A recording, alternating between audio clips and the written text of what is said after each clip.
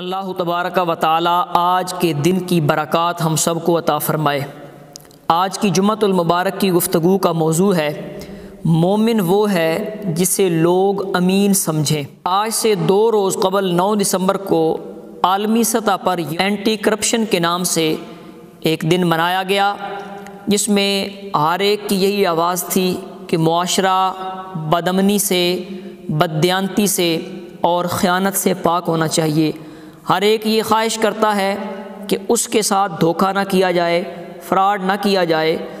تو اس صورتحال میں یہ بات پوری دنیا پر، اقوام عالم پر یہ واضح ہو جانی چاہیے کہ اگر کوئی شخص چاہتا ہے کہ کسی خطے میں امن ہو، معاشرہ خیانت سے پاک ہو، تو وہاں پر اگر کوئی چیز کام آئے گی اور جس وجہ سے امن آئے گا اور خیانت دور ہوگی، وہ شے رسول اللہ صلی اللہ تعالیٰ علیہ وآلہ وسلم کا دین ہے۔ جس وقت ہم اپنے آپ کو دین کے تابع کر لیں گے، اپنے اندر اللہ کا خوف، تقوی اور ڈر پیدا کر لیں گے، اس وقت معاشرہ میں امن آ جائے گا، بددیانتی اور خیانت دور ہو جائے گی۔ امانت کا مفہوم بڑا وسیع ہے۔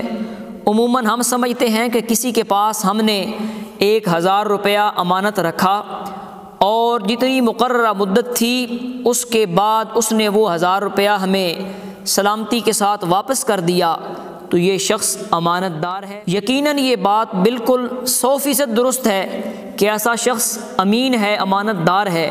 لیکن امانت کا مفہوم صرف اسی کے اندر بند نہیں، بلکہ امانت کا مفہوم بڑا وسیع ہے۔ ہر بندہ جس کے پاس جو عہدہ ہے، اس عہدے کی وہ اگر ذمہ داری 100% درست طریقے کے ساتھ کر رہا ہے تو وہ بندہ امین کہلائے گا۔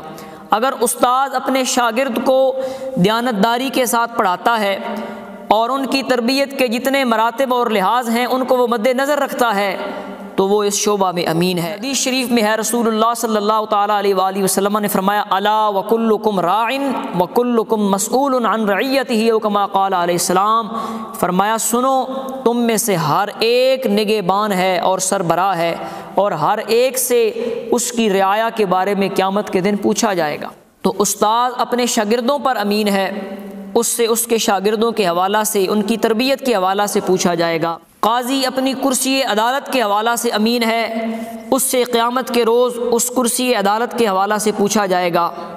ایسے ہی بادشاہ وہ اپنی رعایا پر امین ہے، قیامت کے دن اس کی رعایا کے حوالہ سے اس سے پوچھا جائے گا۔ ایک دکاندار اپنی تجارت کے حوالہ سے امین ہے، اس سے قیامت کے دن اس کی دکانداری کے حوالہ سے پوچھا جائے گا۔ خلاصہ یہ ہے کہ امانت داری کا مفہوم بڑا وسیع ہے۔ جس وقت ہر بندہ اپنے اپنے شعبے میں، خواہ وہ ریڑھی لگاتا ہے، خواہ وہ کرسی وزارت پر بیٹھتا ہے، خواہ وہ کسی ادارے میں، اسکول میں پڑھاتا ہے، خواہ وہ کسی مسجد کا امام ہے، زندگی کے کسی شعبے سے جو بھی بندہ جو بھی تعلق رکھتا ہے، جس وقت وہ اپنے شعبے میں 100% محنت کے ساتھ، امانت داری کے ساتھ کام کرے گا، اس وقت ہمارے معاشرہ میں ہر طرف امانت داری ہوگی اور ہر بندہ جو ہے وہ امین ہوگا اور ہر بندے کو عدل ملے گا۔ معاشرہ میں امانت داری کیسے ہوگی، خیانت دور کیسے ہوگی، کرپشن دور کیسے ہوگی، اس کے لیے ہمیں رسول اللہ صلی اللہ تعالیٰ علیہ وآلہ وسلم کی بارگاہ میں حاضر ہونا پڑے گا۔ اور جنہوں نے ریاست مدینہ کا نام لے کر لوگوں سے ووٹ لیے تھے، آج 2 سال ہونے کو ہیں، ریاست مدینہ کا ایک قانون بھی اس دھرتی پر وہ نافذ نہیں کر سکے۔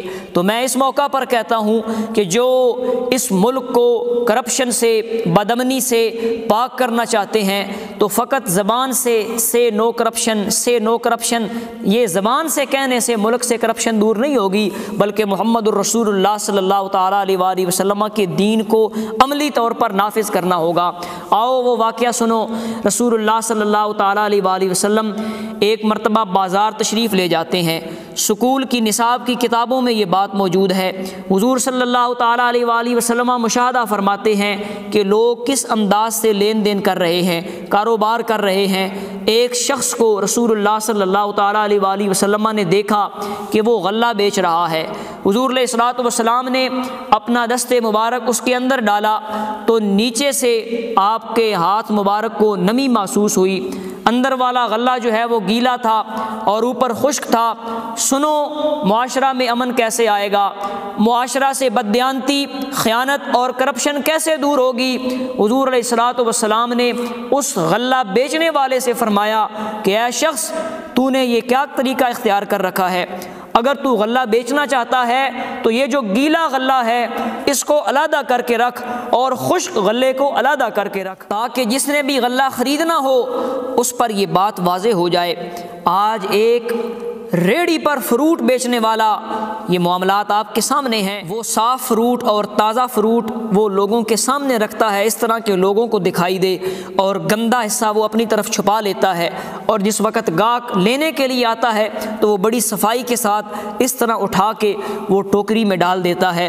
تو جس معاشرہ میں بددیانتی کی اور خیانت کی ایسی مثالیں موجود ہوں، وہ معاشرہ بددیانتی اور خیانت سے کیسے پاک ہو سکتا ہے؟ ایسے ماحول میں ہمیں رب ذوالجلال کے دین کی طرف، حضور علیہ الصلوۃ والسلام کی سیرت کی طرف رجوع کرنا ہوگا۔ جو دین ایک غلہ بیچنے والے کو، حالانکہ گیلا غلہ کوئی خراب تو نہیں ہے، صرف یہی کہ بارش کی وجہ سے وہ گیلا ہو گیا ہے، اس پہ پانی پڑا ہے، تو اس بیچنے والے نے وہ غلہ نیچے چھپایا تھا، حضور علیہ الصلوۃ والسلام نے اسے بھی پسند نہیں فرمایا، فرمایا جو خشک غلہ ہے اس کو علیحدہ رکھو، جو گیلا ہے اس کو علیحدہ رکھو، وہ خود دیکھ کے محسوس کر کے جو اسے پسند آئے وہ خرید سکے۔ تو جو اسلام گندم جو ہے وہ گیلی خشک کے اندر چھپا کے نہیں بیچنے دیتا، وہ اسلام کیسے یہ گوارا کرتا ہے کہ لاکھوں کی کرپشن ہو جائے، کروڑوں اور اربوں کی جو ہے وہ کرپشن ہو جائے۔ تو آج اگر کوئی بندہ چاہتا ہے کہ میرے گھر میں امانت داری ہو، میرے شہر میں امانت داری ہو اور میرا ملک خیانت سے اور کرپشن سے پاک ہو، تو اس کی ایک ہی صورت ہے کہ ہمیں محمد الرسول اللہ صلی اللہ تعالیٰ علیہ وآلہ وسلم کے قدموں کی طرف لوٹنا ہوگا، حضور کے دین کو سمجھ کے نافذ کرنا ہوگا، تقوی اور خوف پیدا کرنا ہوگا۔ جس وقت ہم رسول اللہ صلی اللہ تعالیٰ علیہ وآلہ وسلم کے دین کے مطابق اپنی زندگی گزارنا شروع کر دیں گے، رب ذوالجلال اس معاشرہ کو امن کی بہاریں عطا فرما دے گا۔